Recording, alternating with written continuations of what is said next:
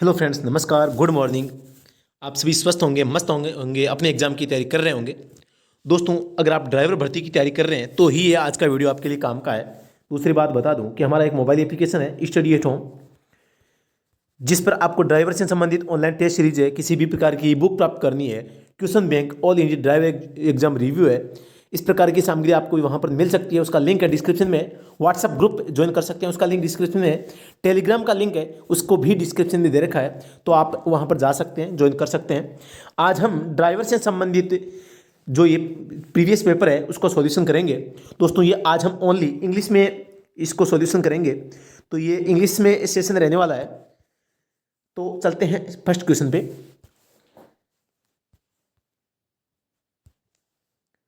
In the case of other than transport license, it will be effective from the date of such issue for a period of 10 years, 30 years, 5 years, 20 years। यानी कि आपके पास में एक licence है, वो transport licence नहीं है, इसके अलावा दूसरा लाइसेंस है, तो वो इश्यू डेट से कितने वर्षों तक वैलिड रहेगा ये आपको बताना है। यानी कि उसका पीरियड ऑफ टाइम क्या रहेगा। तो इसका आप सभी को पता है, एलएमवी हमें अब अगर हम बनवाते हैं तो इसकी वैलिडिटी है वो 20 ईयर्स है, वो रहती है। तो इसका सही जवाब है ऑप्शन नंबर डी, इसका है राइट आंसर हो जाएगा 20 ईयर्स। नेक्स्ट क्वेश्चन पे चलते हैं, ये जनरल नॉलेज का है, ये देखते हैं।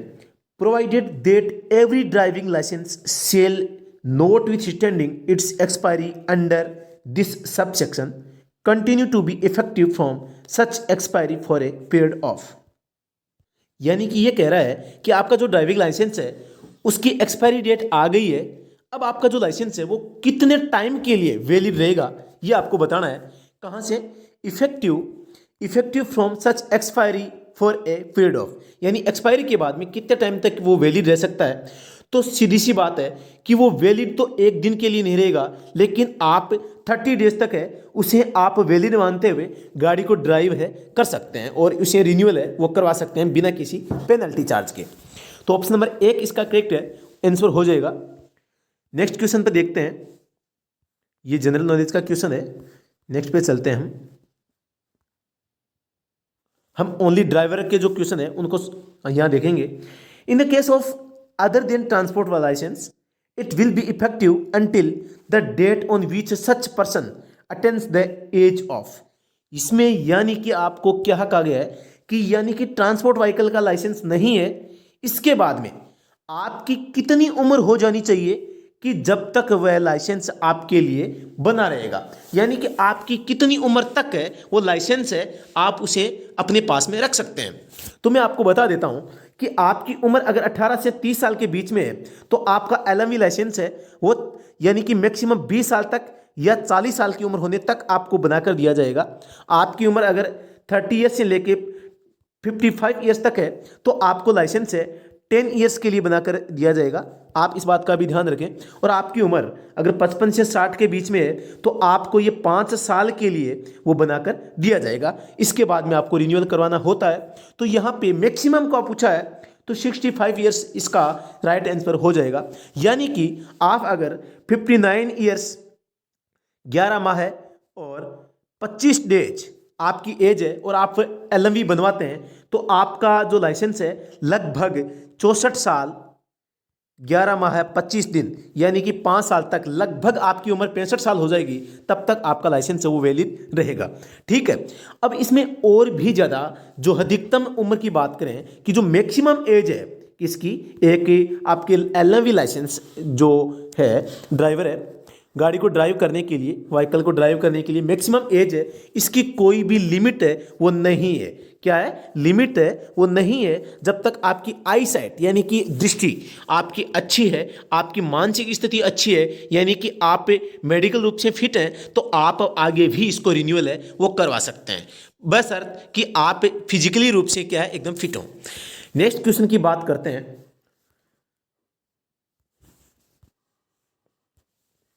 The temporary registration section shall be valid only for a period not exceeding।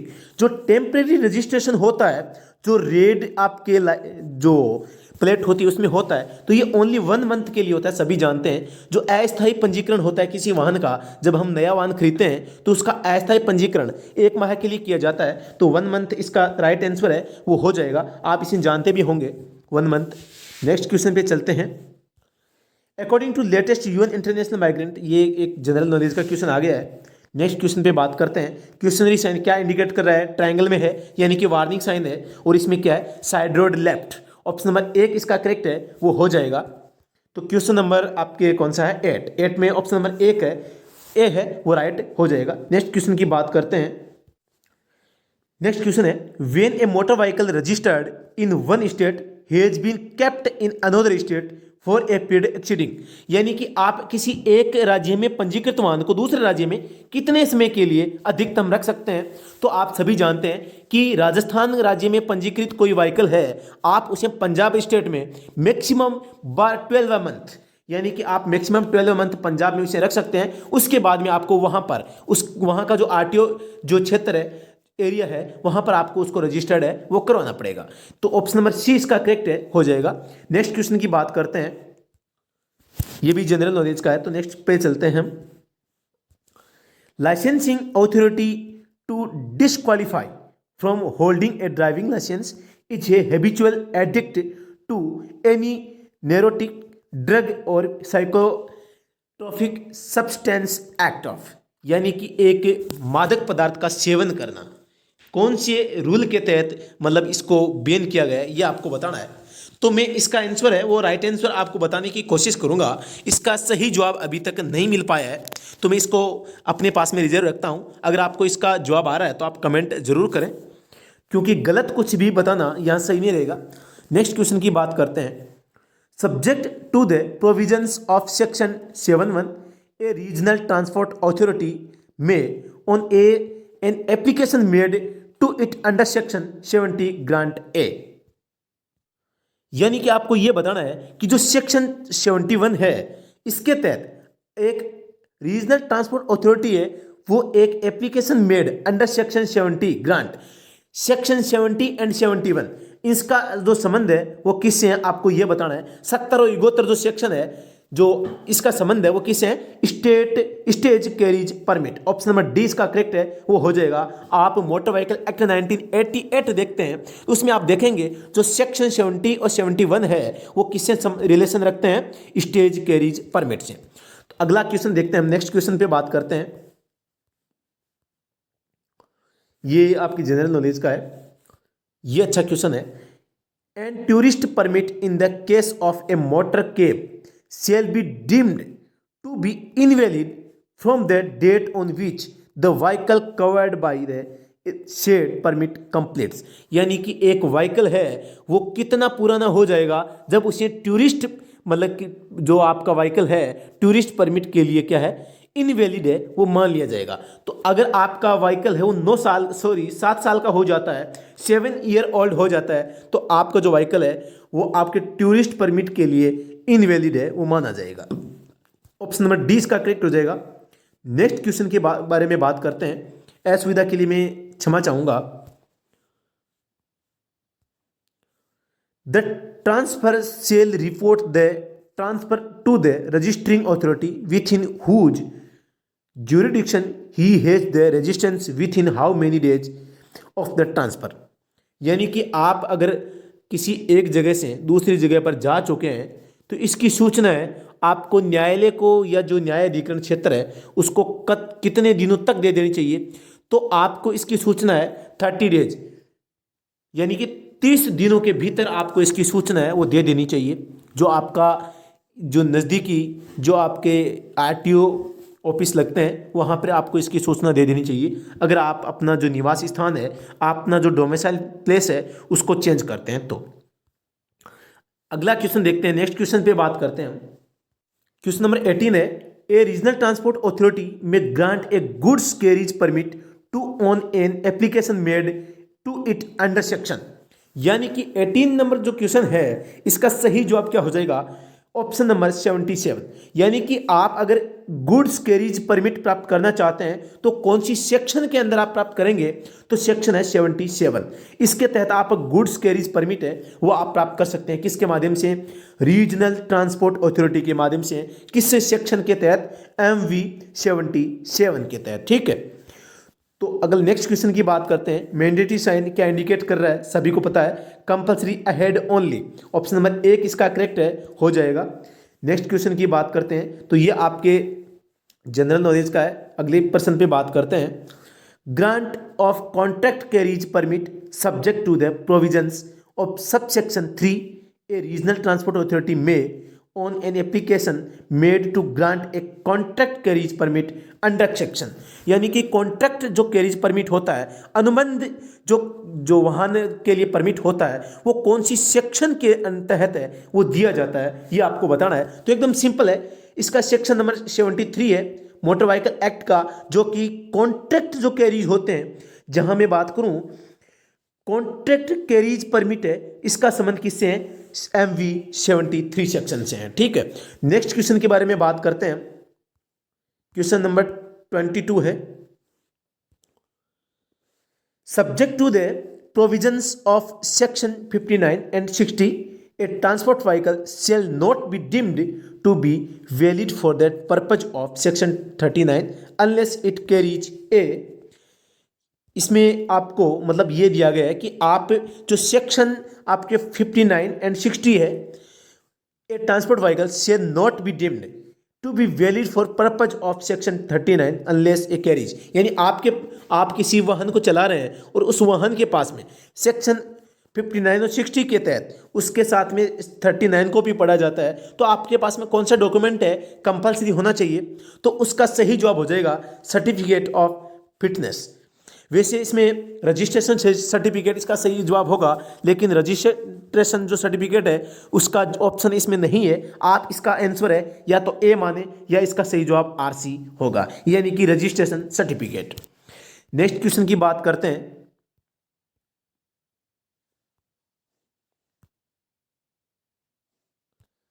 Next question है, where the holder of a permit dies, यानी कि जो परमिट को धारण करने वाला व्यक्ति मर चुका है, डेथ हो चुकी है, the person succeeding to the possession the vehicle covered by the permit में use the permit as if it had been granted to himself for a period of. आप मैक्सिमम कितनी अवधि के लिए किसी मृत व्यक्ति का जो परमिट है उसे यूज कर सकते हैं, इसके संबंध में आपको बताना है। तो इसके लिए आप 3 मंथ तक इसे यूज ले सकते हैं, किसको, एक किसी परमिट को जिसका व्यक्ति है वो मर चुका है, लेकिन आपको 30 डेज में इसकी सूचना है वो आपको RTO क्षेत्र में देनी पड़ेगी। RTO ऑफिस में आपको इसकी इंफॉर्मेशन है वो प्रोवाइड करवानी होगी। ठीक है, या तो वो नया आपको परमिट दे देंगे, नहीं फिर आप उसको 3 महीने तक इस्तेमाल है कर सकते हैं। नेक्स्ट क्वेश्चन पे बात करते हैं, the holder of a permit में with the permission of the authority by which the permit was granted replace any vehicle covered by the permit by any other vehicle of the same company, same colour, same appearance, same nature. यानी आपके पास में एक permit है, आपने RTO office से एक permit receive किया है, अब आप किसी इस परमिट को किसी अदर व्हीकल में ट्रांसफर करवाना चाहते हैं, किसी दूसरे व्हीकल को उस परमिट से उसका यूज है वो करना चाहते हैं, तो आप उसे कन्वर्ट करवा सकते हैं। कंडीशन ये है कि वो जो व्हीकल है वो सेम नेचर का होना चाहिए। ऑप्शन नंबर डी इसका सही हो जाएगा, यानी सेम नेचर का अगर व्हीकल है तो आप क्या कर सकते हैं, व्हीकल को क्या है अदर व्हीकल में उसे ट्रांसफर है वो करवा सकते हैं। क्या करवा सकते हैं, परमिट को रिप्लेस करवा सकते हैं। ठीक है, नेक्स्ट क्वेश्चन की बात करते हैं, a permit other than a temporary permit issued under section 87 or a special permit issued under subsection 8 of section 88 shall be effective for a period of, यानी जो परमिट होता है वो 1 साल के लिए वैलिड होता है। किसको छोड़ के, एक तो टेम्परेरी परमिट को छोड़ के और एक जो स्पेशल परमिट होता है, इन 2 चीज़ों को छोड़ के बाकी के जो परमिट होते हैं वो 1 साल के लिए वैलिड रहते हैं। तो इसका ऑप्शन नंबर बी है, करेक्ट है, हो जाएगा। नेक्स्ट क्वेश्चन की बात करते हैं, provided that such person has to inform the transport authority which granted the permit of the death of the holder and of his own intention to use the permit within how many days of the death of the holder. यानी कि एक व्यक्ति जो permit को क्या करता है, वो धारण किया हुआ है, परमिट उसके नाम है, उसकी क्या हो जाती है, डेथ हो जाती है। अब इस डेथ हुए परमिट को, परमिट ऑफ द डेथ यानी होल्डर, जो death of the holder, holder था उसकी डेथ हो चुकी है, अब इसका कोई नज़दीकी व्यक्ति है वो इस परमिट को यूज़ लेगा, लेकिन इसकी सूचना है आरटीओ क्षेत्र में कितने दिनों के भीतर देनी होगी। इसका सही जवाब हो जाएगा, अभी मैंने पहले भी बताया था 30 डेज, ऑप्शन नंबर डी इसका करेक्ट है, हो जाएगा। How many days the death of the holder, मतलब उसकी मृत्यु के 30 दिन के भीतर आपको इसकी सूचना है आरटीओ कार्यालय में देनी होगी, तभी आप मृत व्यक्ति के नाम से जो परमिट है उसका इस्तेमाल है कर सकते हैं। A permit may be renewed before the date of its expiry on an application made not less than, यानी आप किसी परमिट के समाप्त होने के 30 दिवस पहले उसे वापस फिर से रिन्यूअल करवा सकते हैं। जिस प्रकार से लाइसेंस को भी इंश्योरेंस को भी करवाते हैं, इंश्योरेंस और जो आपका ये परमिट होता है वो 30 दिन पहले ही ये रिन्यूअल हो सकते हैं, इससे पहले नहीं। आप एडवांस में 5 साल का जो इंश्योरेंस है या 5 साल का जो ये आपका परमिट है वो नहीं प्राप्त कर सकते। नेक्स्ट क्वेश्चन की बात करते हैं। Liability where ever used in relation to the death of or bodily injury to any person includes liability in respect thereof under section, यानी कि जो कोई घायल व्यक्ति है, कोई पीड़ित व्यक्ति है, उसके लिए मतलब रिस्पेक्ट किसी एक्ट के तहत की जाती है ये आपको बताना है। तो सेक्शन 140 है वो किसी मतलब जो कि इंजर्ड हो गया है, बॉडीली शारीरिक रूप से अगर इंजर्ड यानी घायल हो चुका है, उसकी सहायता सेक्शन कौन सा काम करता है, सेक्शन नंबर 30 काम करता है, 140 करता है। तो इसका सही जवाब ऑप्शन नंबर 1 हो जाएगा। इसे हम दूसरी भाषा में कहें तो ये एक प्रकार का क्षतिपूर्ति भी होता है, कंपेंसेशन जिसे बोलते हैं, मतलब कि मृत्यु होने की एवज में दी जाने वाली राशि भी हो सकती है। नेक्स्ट क्वेश्चन की बात करते हैं। The transport authority may transfer the permit to the person succeeding to the possession of the vehicles covered by the permit of the death of the holder of a permit on application made to it within, यानी कितने दिनों के भीतर इसके लिए आपको आवेदन है वो करना है ये आप बताएंगे। तो इसके लिए आपको 1 मंथ के अंदर है इसका एप्लीकेशन फॉर्म है वो भरना होगा, तभी आप उस परमिट को है अपने नाम इसमें को इस्तेमाल करके अपने नाम करवा कर इसे इस्तेमाल है वो कर सकते हैं। लेकिन आपको इसकी सूचना है 1 मंथ के अंदर देनी होगी। आरटीओ अपने आप देख लेगा कि आपको दोबारा से जो परमिट है वो आपको प्रोवाइड करवाया जाए या उसी को आपको सुपुर्द कर दिया जाए। नेक्स्ट क्वेश्चन की हम बात करते हैं। क्वेश्चन नंबर 30 है। क्वेश्चनरी साइन क्या इंडिकेट कर रहा है, तो गाड़ी फिसल रही है, स्लिपरी रोड इसमें हो जाएगा, ऑप्शन नंबर ए इसका राइट आंसर है। नेक्स्ट क्वेश्चन की बात करते हैं। The third party insurance policy has to be renewed, जो थर्ड पार्टी जो पॉलिसी होती है वो कब रिन्यू करवाई जाती है, 1 in 2 years, 1 in 5 years, 1 in 6 months, 1 in 1 year, यानी कि 1 साल में एक बार आप थर्ड पार्टी तृतीय पक्ष बीमा होता है उसे रिन्यूअल करवाना होता है। 1 साल का ये बनाया जाता है और इसे 1 साल समाप्त होने से पहले या समाप्त होने के तुरंत बाद इसे रिन्यूअल है वो करवाया जा सकता है। तो ऑप्शन नंबर डी इसका करेक्ट आंसर हो जाएगा। नेक्स्ट क्वेश्चन है।